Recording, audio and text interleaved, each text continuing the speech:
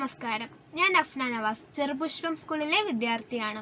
നിങ്ങൾക്ക് മിടുക്കരാകാമെന്ന പരിപാടിയിൽ ഇന്ന് നമ്മളോടൊപ്പം എത്തിയിരിക്കുന്നത് കൺസൾട്ടന്റ് സൈക്കോളജിസ്റ്റ് ഖാൻ കരിക്കോട് സാറാണ്. നമസ്കാരം സാർ. നമസ്കാരം സാർ, ദൃഢവിശ്വാസം ഓർമ്മയും തമ്മിൽ ബന്ധമുണ്ടാകുമോ? ദൃഢവിശ്വാസവും ഓർമ്മയും തമ്മിൽ ഒരുപാട് ബന്ധമുണ്ട്.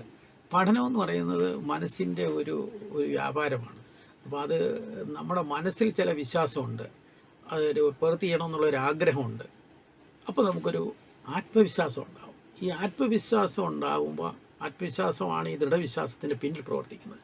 അപ്പോൾ ഞാൻ ഇത് പഠിക്കും, ഇത് പഠിച്ചത് എൻ്റെ മനസ്സിൽ നിൽക്കും, അത് ഞാൻ ഓർമ്മയിൽ എന്നും സൂക്ഷിക്കും എന്നൊക്കെ ഒന്ന് മനസ്സിനകത്തോട് പറഞ്ഞു കഴിഞ്ഞാൽ ഈ അറിയാതെ നമ്മൾ ഈ പഠിച്ച കാര്യം മനസ്സിൽ തന്നെ നിൽക്കും. വെറുതെ അങ്ങ് വായിച്ചു പോയാൽ അത് നിൽക്കില്ല. അത് നമ്മളൊരു ഒരു കഥ വായിക്കുന്നവരോട് കഥ വായിക്കുമ്പോൾ ഓർത്തേക്കാം, പക്ഷേ അത് നമുക്ക് ആവശ്യം വരുന്നില്ല. പക്ഷേ വേണ്ടത് ഒരു ദൃഢ വിശ്വാസത്തോടെ പഠിക്കണം. ഇപ്പോൾ സാധാരണഗതിയിൽ അങ്ങനെയല്ലോ, ഇതൊരു തൊല്ലയായല്ലോ, ഈ പരീക്ഷ ഒന്ന് കഴിഞ്ഞാൽ എങ്ങനെ കഴിഞ്ഞെന്ന് കിട്ടിയാൽ മതി എന്ന് വിചാരിച്ച് പഠിക്കരുത്.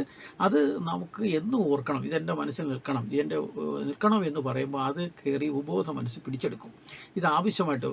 അപ്പോൾ കർശനമായി നിങ്ങൾ എന്ത് ചെയ്യണം, പഠിക്കുന്ന കാര്യത്തോട് ഇതെൻ്റെ മനസ്സിൽ ഓർമ്മയിൽ നിൽക്കണം. ഏത് ചോദ്യം ചോദിച്ചാലും, ഇതിനകത്തുനിന്ന് ഏത് ചോദ്യം ചോദിച്ചാലും ഞാൻ ഉത്തരം എഴുതിയിരിക്കും എന്ന് വെച്ചാൽ നമുക്ക് പഞ്ചേന്ദ്രിയങ്ങളുണ്ട്. അറിയാമല്ലോ പഞ്ചേന്ദ്രിയങ്ങൾ പറഞ്ഞാൽ, പഞ്ചേന്ദ്രിയങ്ങൾ ഈ നമ്മൾ അത് ഉൾക്കൊണ്ടിട്ട് അതിന് മനസ്സിനകത്തൊരു പ്രതിരൂപം ഉണ്ടാക്കും. ആ പ്രതിരൂപം ഉണ്ടാക്കുമ്പോൾ നമ്മുടെ മനസ്സിൽ ഈ ഉൾക്കൊണ്ട കാര്യങ്ങൾ മറന്നു പോകില്ല. ഏത് സമയത്ത് നമുക്ക് ഉപയോഗിക്കാൻ പറ്റും. ഏത് പരീക്ഷയ്ക്ക് എന്ത് ചോദിച്ചാലും ഉത്തരം എഴുതാനും കഴിയും.